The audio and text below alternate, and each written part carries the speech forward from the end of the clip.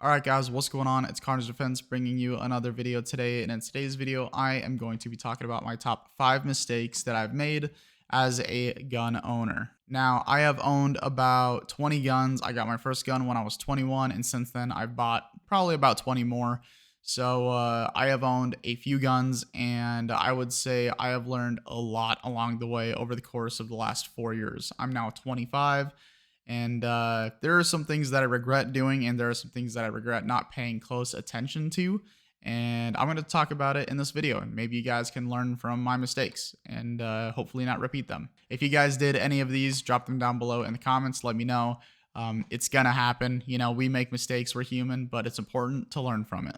Real quick before we get into today's video, I just wanted to say thank you guys so much for all the support that I've been getting. My channel has been growing a whole lot faster than I ever anticipated, and it really means the world to me. If you are new to the channel, if this is the first video that you're seeing, check out my other ones. I have a bunch of videos that I think you might like, and please consider liking and subscribing. It would mean the world to me. Thank you again for the support. Let's get back to the video.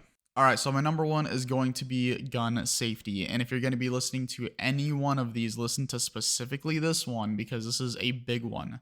Whenever it comes to gun safety, you have to ensure that if you're ever handling a firearm, to treat it like it's loaded, to never point it towards anything that you're not willing to destroy. Don't flag anybody, which means don't point a gun at anybody. And whenever you're done shooting it, make sure that the gun is clear. So this is a very, very important one, and I have slipped up on it from time to time. The important thing is that realizing when you're doing it and fixing it as soon as possible. And if someone else is telling you, hey, that's in my direction, you listen to them and you put the gun away. When it comes to gun safety, it is a very, very important step, and it is something that you are going to slip up on from time to time, but it's important to catch it when you do it or to listen when somebody else tells you that you're doing it, and to fix it as soon as possible. Gun safety is a very, very big part of being a gun owner, and if you're not doing it safely, you need to work on that. So that is my number one most important thing on this list. I would say number two is buying cheap accessories. Now, what do I mean by cheap accessories? So I would say when it comes to red dots, get a good quality red dot, and I would highly recommend one that has an auto shut off and turn on, because it is very, very nice to have. This one here does not have it. I have killed more batteries in this optic than I have any of my other optics because I keep forgetting to turn it off. So I highly recommend investing a little bit more money into a nicer quality optic that turns off and on for you and is maybe even solar powered. It'll probably save you a little bit of money on batteries. I am going to reference this SIG red dot. This was about the same price as the Crossfire that I have here. And this Romeo red dot was about the same price. It has the auto turn on and shut off feature, and it is so nice to have. If you're going to buy a red dot, if you're looking at right around 125 bucks or so, this is a really good one to have for an AR or AK or whatever.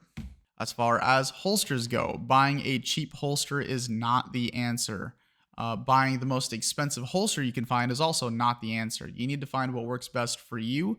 But I can assure you buying a $20 holster on Amazon is definitely not the answer, and I don't recommend it. Will it work? Sure. Is it the most optimal holster for what you need? Probably not. Are you willing to bet your life on 20 bucks? My guess is probably not. So get something of good quality and make sure that it is something that is going to work good for you. And I am going to talk about specifically this one because I bought this one for 10 bucks and I have not used it and it fits like crap. So definitely don't recommend buying a cheap holster. Buy a good quality holster from a good company and it will last you a long time. As far as holsters go, I think I spent about $150 on this one here. Definitely more expensive than the $20 Amazon holster. This one here is made specifically for my gun.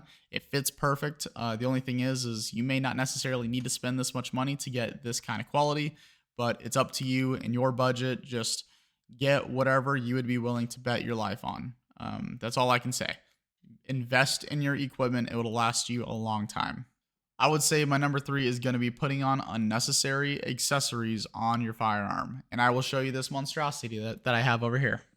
At the time, I thought this was a good idea. This is a Keltec KS7, and I have an extended butt pad on it, Magpul flip-up irons, which are not sighted in. Don't ask me why. That was a bad idea. A $20 laser from Amazon. I have a Crimson Trace flashlight, which I think that's the only name brand thing on this. I don't remember where these large pieces of metal came from, but I thought this was a good idea. Now my gun's just really, really heavy. So at the very least, if it runs out of ammo, I can at least use it as a baseball bat kind of and just use it as a blunt object. And it's definitely going to hurt because this is metal. I got a muzzle brake for this, which I mean is cool. Definitely decreases recoil. It's nice. Yeah, I went ham on the shotgun. This was a terrible idea. Unnecessary accessories. This one here, don't ever buy a Picatinny mount that looks like this because there's 2 set screws in the center. They will scratch the living crap out of your Picatinny mount, especially on a shotgun. And don't worry, I will show you. See this line right through here that goes all the way through? I put that piece on there and then I shot the shotgun and the whole thing just started sliding back and it took a chunk out of this Picatinny rail. So I don't recommend going that route. Just get a proper Picatinny, light mount. There's just way too many accessories on the shotgun and I definitely regret it.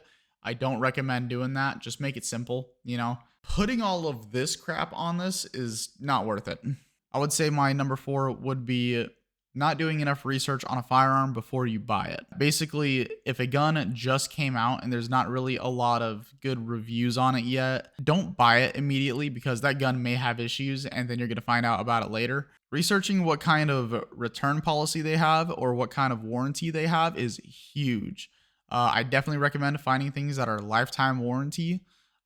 There's a lot of manufacturers out there that are lifetime warranty, a lot of gun accessory manufacturers that are lifetime warranty.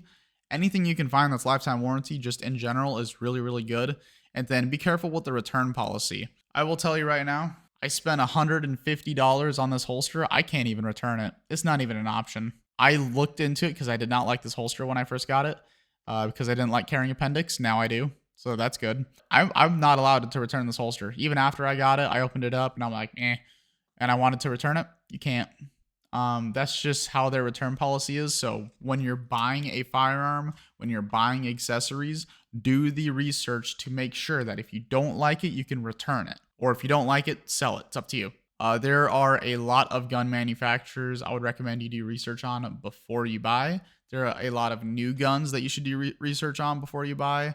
And there are a lot of brands that you should probably stay away from. So I will let you decide on what you want to buy and don't want to buy.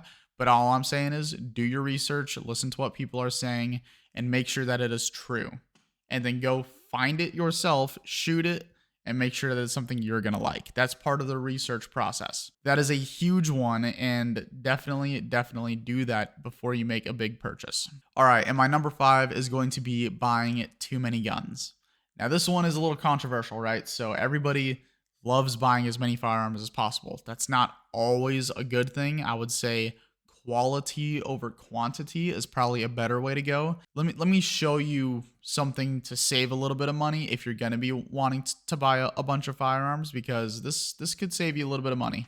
All right, so if I was smarter, I would have a pistol lower, so just the lower part here, and a rifle lower. I could make as many guns as I wanted to in as many configurations as I wanted to, and it'd be completely legal. What do I mean by that? Well, when you buy a complete rifle, you get a lower and an upper. As it turns out, and if you don't know this may save you a little bit of money, but you can buy a complete upper from most manufacturers and put it on any lower you want, and it'll work as long as it's chambered for that certain lower. Now, the lowers on AR-15s, they're typically multi-caliber, so an AR-556 one will work with a 300 blackout, no problem. But it won't work with a 9mm lower and a 556 upper. So basically, if I was smarter, I would have one rifle lower and one pistol lower, and then I would buy as many uppers as I want, and I basically have as many configurations of rifles as I want. Looking back at it, could have made some better choices, but, it is what it is. I have a bunch of guns. That's cool. Takes up a lot more room, so that's a downside. Lesson learned, it is what it is. And just in case I have to say it, you can't put a pistol upper and put it on a rifle lower. That is not legal, at least at this time. That is considered an SBR. You have to have a tax stamp for that. Don't do that. And just to explain it even further, this right here, Felony. Don't do it. This is a pistol upper with a rifle lower. What's the difference with a rifle lower and a pistol lower? Rifle lower has a stock. Pistol lower does not. It has a brace, which is really stupid in my opinion, but that's the ATF for you. But this configuration right here, completely legal. You can do this all day long. Pistol lower, rifle upper, but you can't go the opposite. You can't go rifle lower, pistol upper, unless you have the attack stamp. I hope that explanation made sense because I feel like it should be well known, but maybe some people don't know. So there you go. So yeah, that pretty much concludes today's video. Hopefully you guys did enjoy. If you are a gun owner and if you've personally made mistakes that you think other people could learn from, drop them down below in the comments. I just wanted to say thank you guys so much for watching. I really hope that you liked the video. If you did, don't forget to drop a like and subscribe. I would greatly appreciate it. That's Carnage Defense. I'll see you guys in the next one.